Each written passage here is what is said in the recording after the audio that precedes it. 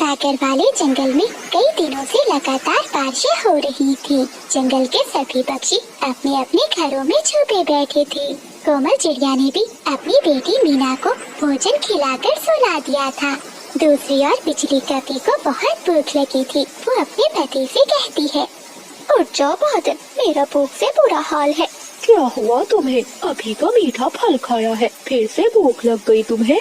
क्या करूं पति जी, ऐसे ठंडे ठंडे मौसम में मुझे भूख बहुत ज्यादा लगती है। अच्छा तुम सोते रहो, मैं जाती हूँ अपना छाता लेकर और जंगल में किसी पक्षी को उल्लू बनाकर भोजन खाती हूँ। ऐसा कहते हुए बिजली कपी अपना छाता उठाती है और घर से निकल जाती है। वो सबसे पहले चिड़िया के दरवाजे पर जाकर जोर जोर से दस्तक देती है। चिड़िया दरवाजा खोलती है। क्या बात है बिजली, ऐसी तेज बारिश में तुम यहाँ क्या कर रही हो? चिड़िया जल्दी जाओ, तोते ने बहुत मारा है कबूतर को। मीठा अमरूद लेने पर दोनों में लड़ाई हो गई और तोते ने कबूतर को मार मार कर उसका पंख तोड़ दिया है। ये तो बहुत गलत किया तोते ने। कबूतर कहाँ है? वो घने जंगल में बड़े पेड़ के नीचे है, बेचारे की जान बचा लो जाकर। ये सुनते ही कोमल चिड़िया वहाँ से चली जाती है। चिड़िया के जाते ही बिजली कपी चिड़िया के घर में घुसती है और उसका दाना चुराकर बाहर से भाग जाती है। कोमल चिड़िया घने जंगल की ओर जा रही थी कि तभी उसे पहाड़ों के पास तोता बैठा दिखाई देता है। कोमल चिड़िया तुरंत वहाँ जाती है।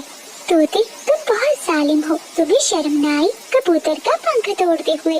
तुम हमेशा मीठा फल खाने पर लड़ाई करते हो, क्यों मारा कबूतर को? चिड़िया थोड़ा धीरज रखो, हुआ क्या है? मैंने तो किसी को नहीं मारा और ना ही मेरी कबूतर से कोई लड़ाई हुई है। क्या?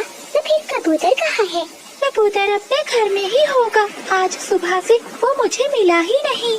ठीक है, मैं कबूतर से जाकर पूछती हूँ। अगर तुमने उसे मारा तो मैं तुम्हें छोड़ूंगी नहीं। कोमल चिड़िया वहाँ से उड़ती है और कबूतर के घर जाती है। बबली, खिड़की में मैं बैठूंगा। नहीं पति जी, मैं बैठूंगी। ऐसा कहते हुए बबली कबूतरी कबूतर को धक्का देती है और वो नीचे जाकर गिरता है। तभी उसके पंख में चोट लग जाती है। बबली, तुमने मुझे धक्का दिया। मैं जंगल के सभी पक्षियों को बताऊंगा कि मेरी पत्नी ने मुझे मारा है। पति जी, मुझे माफ कर दीजिए, गलती से धक्का लग गया। तभी कोमल चिड़िया वहाँ आ जाती है। वो कबूतर को रोता हुआ देखकर कहती है, बिजली ठीक कह रही थी, उसने मारा है तुम्हें, लेकिन तोते ने मुझसे झूठ क्यों बोला? हाँ चिड़िया बहन, मारा तो है, लेकिन बिजली को कैसे मालूम हुआ? बिजली ने अपनी आँखों से देखा है। वो काली कभी अब जंगल के सभी पक्षियों को बता देगी कि मैंने अपने पति को मारा है। नहीं नहीं बबली बहन, मुझे तो बिजली ने बताया है कि तोते ने मारा है कबूतर को। ना चिड़िया, मुझे तोते ने नहीं मारा, मुझे तो मेरी पत्नी ने ही मारा है। ये सुनकर कोमल चिड़िया हंसने लगती है। बबली बहन, क्यों मारती हैं आप अपने पति को?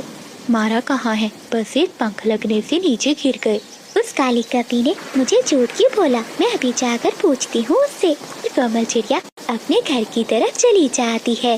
बिजली, कुछ दाना मुझे भी दे दो कि सारा खुद ही खा जाओगी।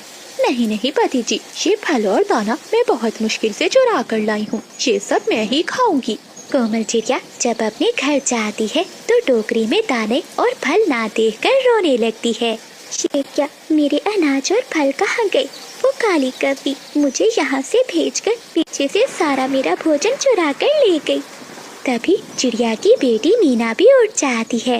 मामा, भूख लगी है, मुझे मीठा फल दे। मेरी बेटी, हमारा भोजन तो वो काली कपी चोरी करके ले गई।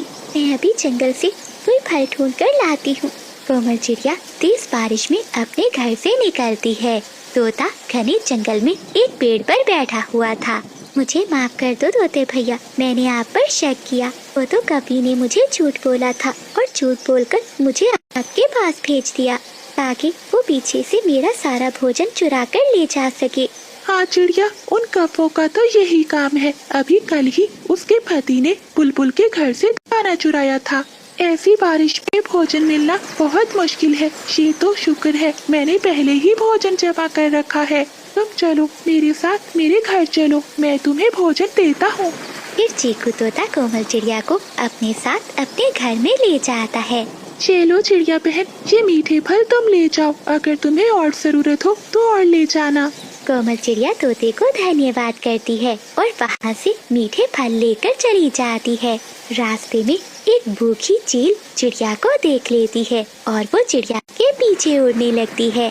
कोमल चिड़िया अपनी जान बचाने के लिए वहाँ से तेजी से उड़ती है। बच गई, आज तो जान बच गई। तभी चिड़िया की नजर सामने बिजली कपी पर जाती है। आज तो इसे सबक सिखाकर ही रहूंगी। ऐसा कहते हुए कोमल चिड़िया बिजली कपी के पास जाती है।